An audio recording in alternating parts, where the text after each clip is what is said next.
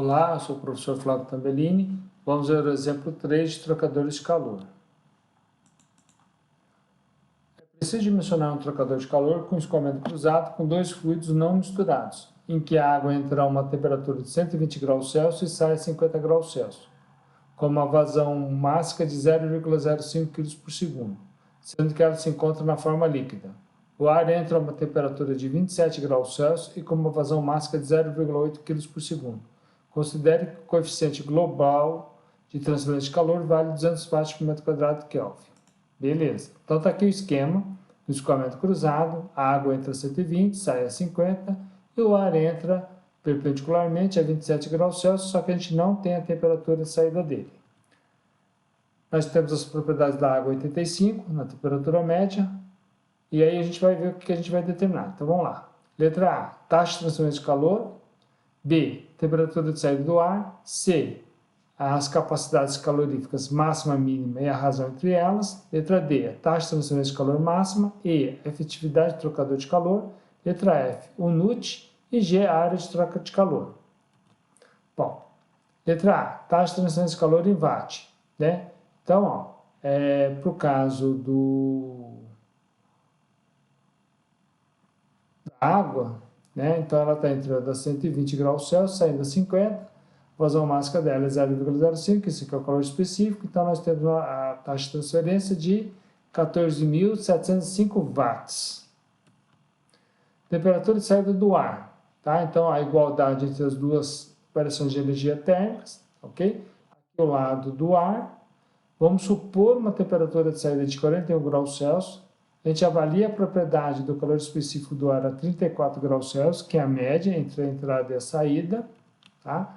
Joga na fórmula da igualdade entre o QQ e o QF. Okay? Substituindo os valores, a gente encontra a nova temperatura de saída, que vai dar 45,25 graus Celsius. Comparando com o valor anterior, vai dar um erro de 10,37%. Ainda é maior que 1%. Então, vamos calcular novamente.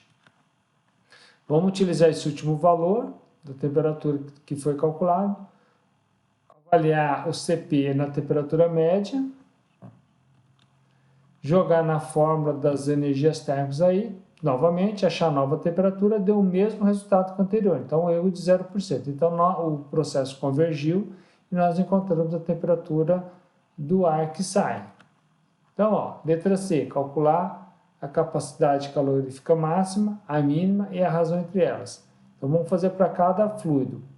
Para a água, que é o CQ, é o fluido quente, e o ar é o fluido frio, CF. Então, ó, fazendo o produto da vazão máxima pelo calor específico, vai dar 210,07 watts por Kelvin.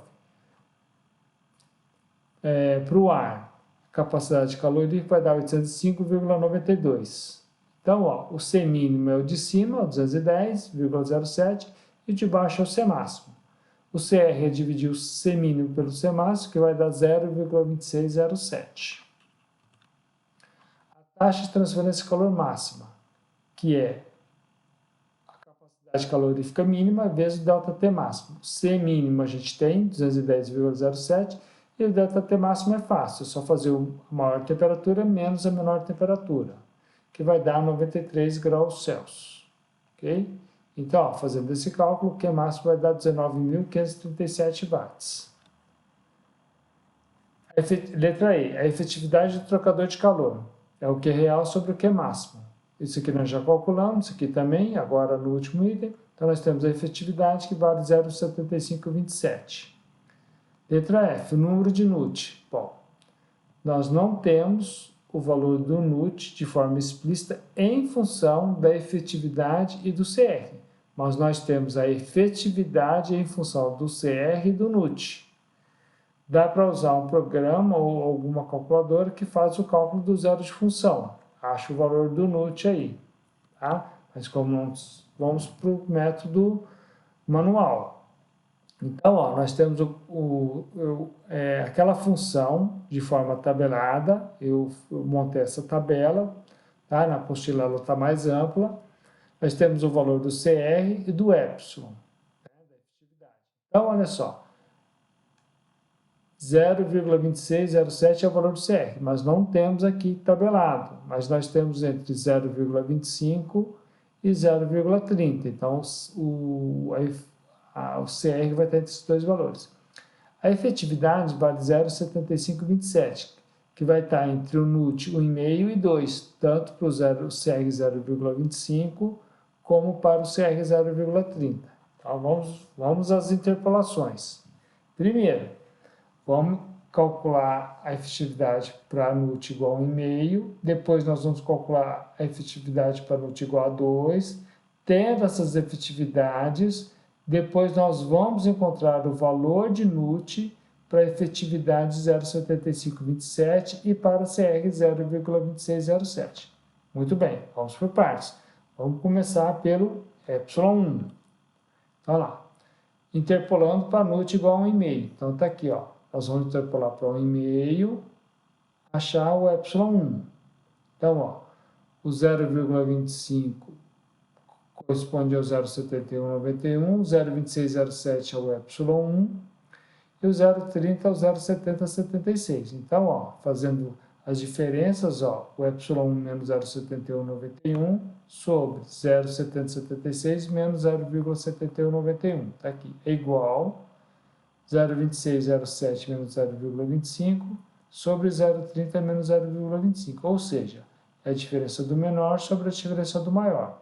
Diferença do menor sobre a diferença do maior. O outro a gente vai fazer a mesma coisa. A gente acha uma efetividade 0,7166. Agora, para NUT igual a 2, do mesmo modo, né? O ε2 menos o valor de cima, sobre a diferença do maior, do outro lado a mesma coisa, do outro lado fica igualzinho que no caso anterior. A gente vai achar uma efetividade de 0,8006. Agora, opa, voltou aqui, vamos voltar, chegamos, pronto. Nós temos a efetividade para CR igual a 0,2607, para NUT 1,5 e para NUT igual a 2. Nós temos a efetividade que nós queremos encontrar um NUT correspondente. Então, qual é o NUT para a efetividade 0,7527 para CR igual a 0,2607? Só interpolar aqui entre esses valores. NUT menos 1,5 está para 2 menos 1,5. Assim como 0,7527 menos 0,7166 está para 0,8006 menos 0,7166. Então, nós vamos encontrar o valor de NUT igual a 1,715. Então, esse é o valor, tá? Eu vou voltar um pouco, só para mostrar a equação, na verdade. Tá aqui, ó. Se nós substituirmos o valor de NUT 1,715 aqui, e aquele valor de CR, nós vamos encontrar a efetividade 0,7527. Mas nós precisamos, na verdade, do valor de NUT. Então, está aqui. Vamos para a letra G, a área de troca de calor. NUT é igual ao coeficiente global, que foi dado no enunciado, vezes a área sobre o C mínimo. Então, 1,715 é igual a 200 vezes a área, dividido por 210,07. A gente vai encontrar uma área de troca de calor de 1,801 metro quadrado. Então, é só isso. Um grande abraço.